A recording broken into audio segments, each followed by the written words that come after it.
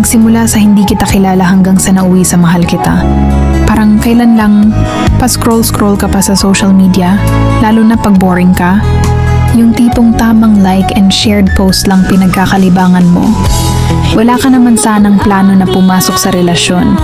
Pero bigla sa isang iglap, may dumating sa buhay mo para mahalin ka.